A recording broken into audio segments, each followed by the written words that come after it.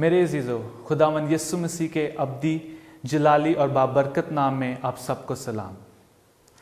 ये video series जिसका अनुमान सहाइफ की तफसीर कैसे करें का मुतालिया हम कर रहे हैं और ये ABN पाकिस्तान की तरफ से पेश की जाती है।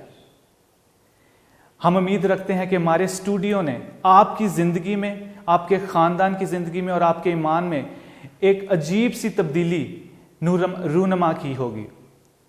इससे पहले कि हम आज के मुतालिया को शुरू करें, मैं चाहता हूं कि हम मिलकर दुआ करें। ऐ जिंदा कदूस बाप, तेरा शुक्र करते हैं, तूने ज़िंदगी बख्शी। ऐ बाप, जिस तरह मेरे बहन भाई इस वीडियो से तेरे कलाम को सीखते हैं, सुनते हैं और समझते हैं, ऐ बाप तू अपना रूह अता कर और उस रूह की ताकत अता कर जो हमें तेरे कलाम को समझने की हिम्मत बख्शती है। ये सब कुछ मैं तेरे प्यारे बेटे यीशु मसीह के नाम से मांग लेता हूं, आमीन। अजीजों, मेरा आपसे एक सवाल है, क्या आपने बाइबल के किसी हवाले या इक्तबास को देखा जो समझने में मुश्किल हो? ऐसा इक्तबास जिसने आपको सोचने पर मजबूर किया हो? ये हम सब जानते हैं कि बाइबल को ईमानदारी से पढ़ने वाला ऐसे हवालों से जो अजीब और समझने में मुश्किल हैं दो चार होता है। यकीनन किसी न किसी मकाम पर हम सबको इसका तजर्बा हुआ है। आज हम सबक नंबर 12 मुश्किल इक्तबासात से निमटना का मुतालिया करेंगे। इस सबक के मुतालिया में मदरजे मज़ामीन को देखेंगे। पहला, ज़ाहरी तज़ादात की मुमकिना वजूहात, दयानतदारी और एहतियात से मुश्किलात से निमटना, हलीमी से मुश्किलात से निमटना, अज़म और सब्र, कलाम के जरिए और दुआ के साथ मुश्किलात से निमटना। मुश्किल इक्तबासात या हवाला जात हमें गलत तफसीर की तरफ ले जाते हैं, इसलिए मुतालिया के वक्त ये ज़रूरी है कि हमारी सोच और रवैया सही हो। अगर हम ऐसा नहीं करते तो खुदा के कलाम की तफसीर के अमल को गैर अहम समझते हुए नाकस तफसीर के मुतलाशी ठहरते हैं। इसलिए इस हफ्ते हम एक जायजा लेंगे, ज्यादातर मुश्किल हवालों का नहीं, लेकिन उन मुश्किल बयानात, इक्तबासात और इबारतों की क्या वजूहात हो सकती हैं और खुदा के कलाम की सच्चाई के सच्चे मुतलाशी की हैसियत से हम कैसे इन मुश्किल हवालों के जरिए काम कर सकते हैं। मेरे अज़ीज़ों, हर हफ्ते एक हिफ्ज करने की आयत दी जाती है और आज के सबक में हिफ्ज करने की आयत है 2 पतरस उसका 3 बाब और 15 और 16 आयत कुछ इस तरह से मरकूम है, और हमारे खुदावंद के तहम्मुल को नजात समझो, चुनाचा हमारे प्यारे भाई पल्लूस ने भी उस हिकमत के मुआफिक जो उसे अनायत हुई तुम्हें यही लिखा है, और अपने सब खतों में उन बातों का जिक्र किया है जिनमें बाज बातें ऐसी हैं जिनका समझना मुश्किल है, और जाहिल और बेकयाम लोग उनके मायनों को भी और सहीफों की तरह खींच तान कर अपने लिए हलाकत पैदा करते हैं। जब पल्लूस खतों में और बाकी सहाइफ की बात करते हैं तो पतरस लिखता है कि कुछ जगहों पर कुछ बातें समझना मुश्किल है। जाहिल और बेकयाम लोग पल्लूस और सहाइफ की बातों को तोड़ते और मस्क करते हैं, लेकिन पतरस ये नहीं कहता कि सब बातों को समझना मुश्किल है।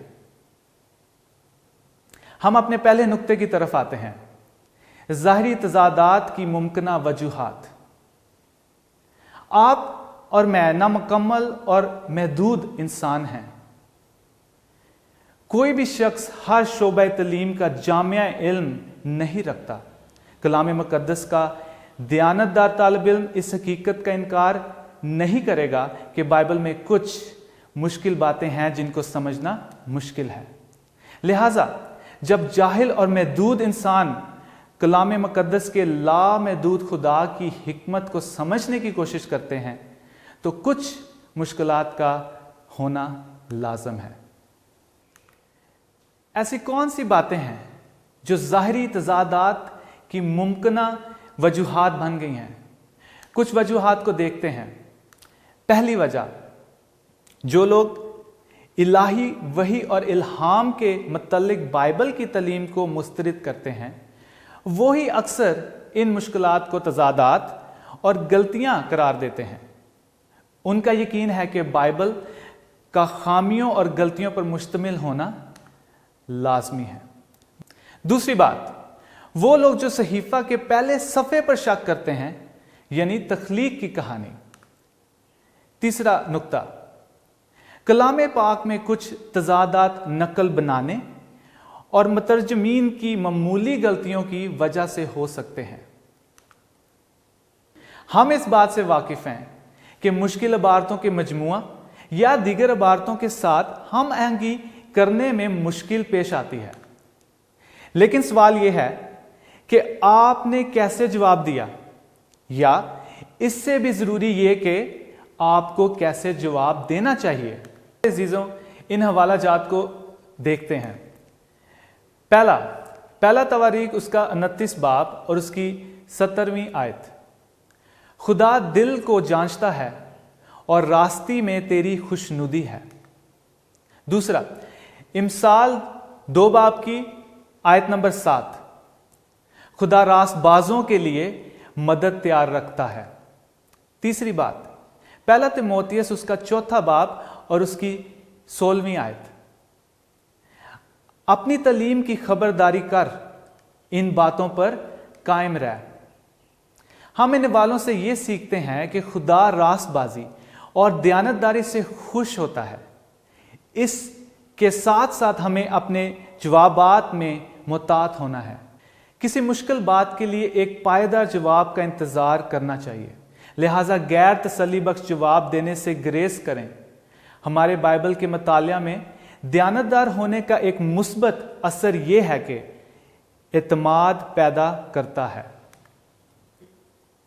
जैसे दयानतदारी और रास्तबाजी मुश्किल इक़्तिबासात से निमटने में मदद करती हैं, उसी तरह हलीमी भी मुश्किलात से निमटने में मदद करती है। आजिज़ी से दरियाफ्त करने की आदत तमाम इल्म में बढ़ने की बुनियाद है। हम इन हवाला जात को अभी देखेंगे। यकूब 4 बाब की 6 से 10वीं आयत तक, खुदा मगरूरों का मुकाबला करता है मगर फरोतनों को तौफीक बख्शता है। दूसरा हवाला, दूसरा तवारीख उसका 7वां बाब और 14वीं आयत, मेरे लोग जो मेरे नाम से कहलाते हैं खाकसार बनकर दुआ करें। सफनिया 3 बाब की 12वीं आयत, मैं तुझ में एक मजलूम और मस्कीन बकिया छोड़ दूंगा। मेरे अजीजों, वो सब जो नजात के शराइत को जानने के लिए आजी और दरियाफ्त करने वाली सोच के साथ आएंगे, तो जो कलाम मुकद्दस फरमाता है उसे समझेंगे। खुदावंद किसी लापरवाह से कलाम नहीं करेगा। वो ऐसे शख्स पर अपनी हदायत को ज़ाया नहीं करता जो जानबूझकर गुस्ताख है।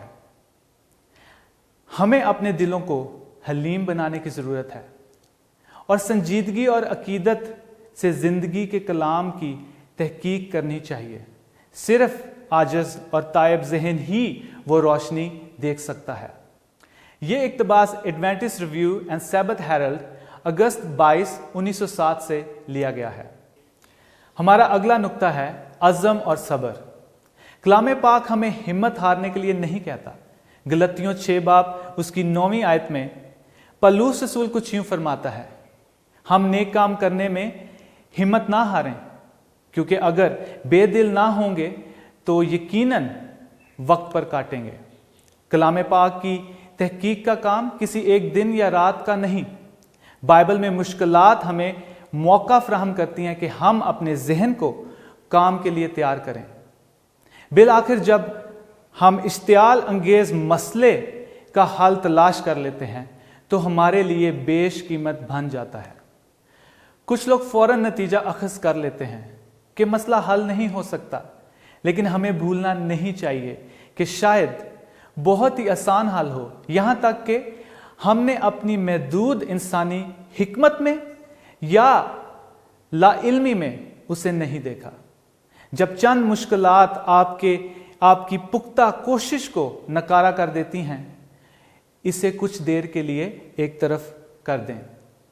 बस बाइबल के मुतालिया में मुस्तकिल मिजाजी और सब्र से काम लें। बाइबल की मुश्किलात का बेहतरीन हल अब भी खुद बाइबल मुकद्दस में पाया जाता है। बाइबल के मसले बेहतर तौर पर निपटाए जाते हैं जब उनका मुतालिया सारे कलाम की रोशनी में किया जाता है, ना कि सारे कलाम से किसी एक इबारत को अलग थलग करके। कलाम के जरिए और दुआ के साथ मुश्किलात से निमटना। कहा गया है कि हम अपने घुटनों पर मुश्किलात को हकीकी तौर पर एक नए तनाजर से देखते हैं, क्योंकि दुआ में हम इशारा देते हैं कि कलाम मुकद्दस की तफसीर में इलाही मदद की ज़रूरत है। आए अजीज़ो, इस इक़्तिबास पर गौर करते हैं जो कि एलन जी वाइट की किताब तकर्बे खुदा से लिया गया, सफ़ा नंबर 110 और 111 से। वो कुछ यूँ कहती हैं, बाइबल में बहुत से भेद हैं जो गहरे हैं और जिन्हें पूरे तौर पर बयान करना और समझना इंसान के लिए मुश्किल है। इसलिए हमें आजिज़ रवैये और सोच की ज़रूरत है। जब खुदा का कलाम दुआ और एहतराम के बगैर पढ़ा जाता है, जब जज्बात और ख्यालात खुदा पर लगे नहीं होते या उसकी मर्जी के मुताबिक ना हो, तो जहन शक से तारीक हो जाता है। जो कलाम पाक में इख्तलाफात ढूंढते हैं, उनमें रूहानी बसीरत नहीं होती। मेरे अजीज़ों, मैं चाहता हूं कि आज के इस पैगाम और सबक से आपकी ज़िंदगी में बहुत सा फल खुदा जाहिर करे। आए हम सब मिलकर दुआ मांगते हैं। ऐ प्यारे जिंदा खुदावंद खुदा, तेरा शुक्र है कि तू अपने कलाम से अपनी सच्चाई की बातों को हमारे साथ बांटता है और अपने रूह के वसीला से हमें सिखाता है। ऐ बाप, तू हमारे साथ हो, सुनने वालों के साथ हो, और तूने अपने कलाम से जो बीज हर दिल में बोया उस पे तेरी बरकत हो और तेरा रहम हो। और जो लोग अपने गुनाहों में फंसे हैं, ऐ बाप, तू अपने दाहिने हाथ से उनको बाहर निकाल और शैतान के सारे इरादों को और बंधनों को तोड़ डाल। ऐ बाप, मैं ये सब कुछ तेरे प्यारे बेटे अपने प्यारे खुदावंद यीशु मसीह के वसीला से मांगता हूँ और पा लेता हूँ। आमीन।